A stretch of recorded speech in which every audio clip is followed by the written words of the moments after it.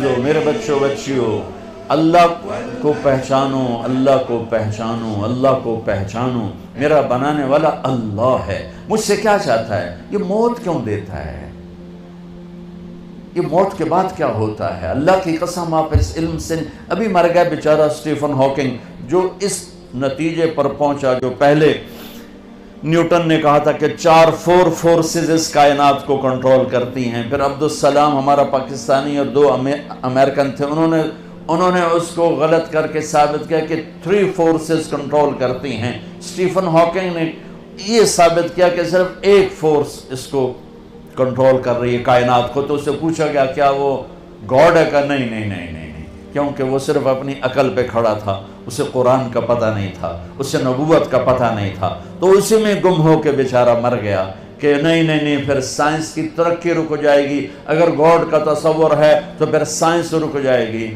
تو یہ انسانی عقل بس اتنا ہی سوچ سکتی ہے، اس سے آگے انسانی عقل کی نہ کوئی پہنچ ہے نہ پرواز ہے، وہ اتنا ہی ہے جتنا اس نے بتایا۔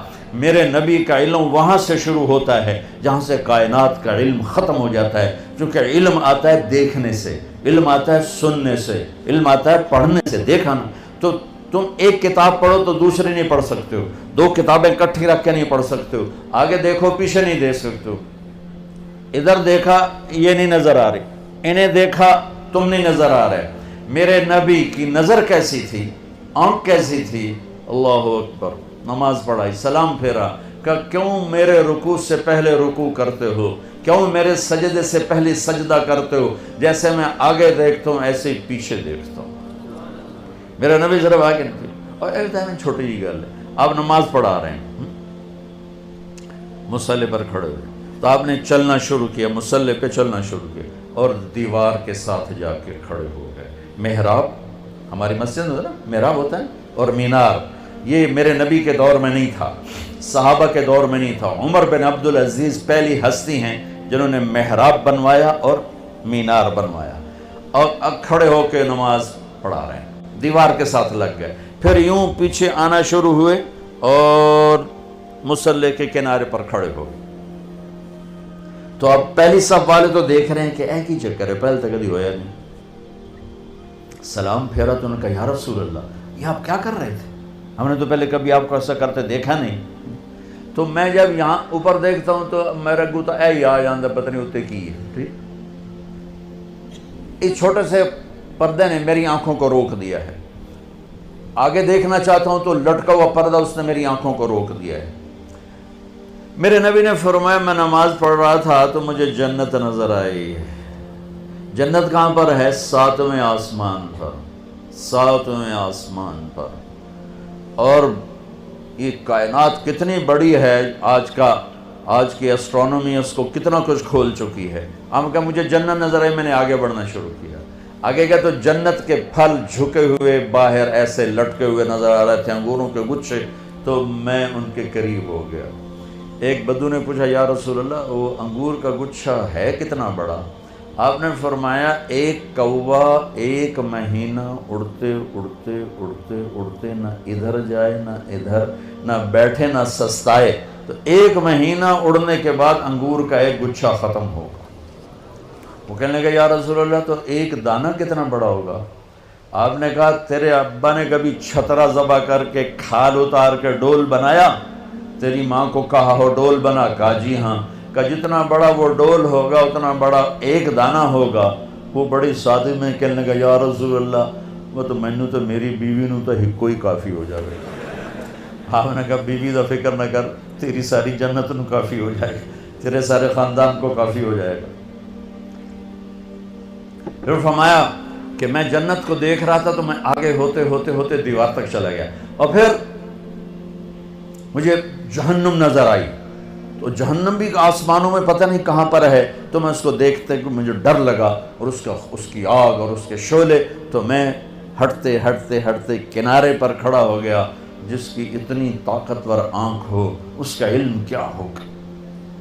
اور پھر یہ بھی بہت چھوٹی چیز ہے، بہت چھوٹی چیز ہے، وَالنَّجْمِ إِذَا هَوَىٰ مَا ضَلَّ صَاحِبُكُمْ وَمَا غَوَىٰ وَمَا يَنطِقُ عَنِ الْهَوَىٰ إِنْ هُوَ إِلَّا وَحْيٌ يُوحَىٰ عَلَّمَهُ شَدِيدُ الْقُوَىٰ ذُو مِرَّةٍ فَاسْتَوَىٰ وهو بالأفق الأعلى ثم دنا فتدلى فكان قاب قوسين أو أدنى فأوحى إلى عبده ما أوحى ما كذب الفؤاد ما رأى أفتمارونه على ما يرى ولقد رآه نزلة أخرى عند سدرة المنتهى عندها جنة المأوى إذ يغشى السدرة ما يغشى ما زاغ البصر وما طغى لقد رأى من آيات ربه الكبرى.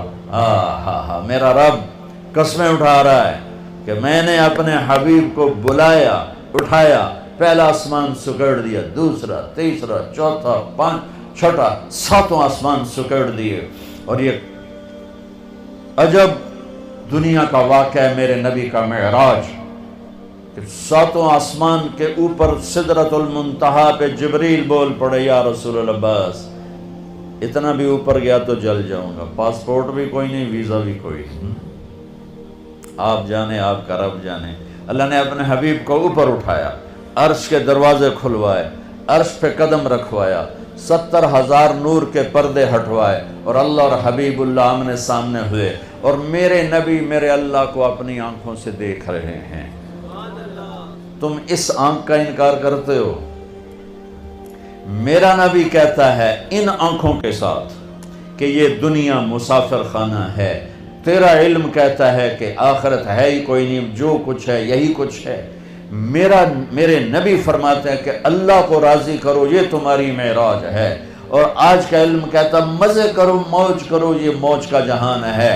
کس نے دیکھا ہے مرنے کے بعد ہیہات لما توعدون، کچھ نہیں موت کے بعد. مزے کرو، انجوائے کرو، لائف انجوائے کرو. ہاں انجوائے کریں گے. اللہ کو راضی، اللہ کی قسم جو مزے اللہ کو راضی کرنے میں ہیں، نہ کسی نشے میں ہیں، نہ کسی میوزک میں ہیں، نہ کسی نافرمانی میں ہیں، نہ کسی گناہ میں ہیں، نہ کسی بدکاری میں ہیں. جو مزہ اللہ کو راضی کر.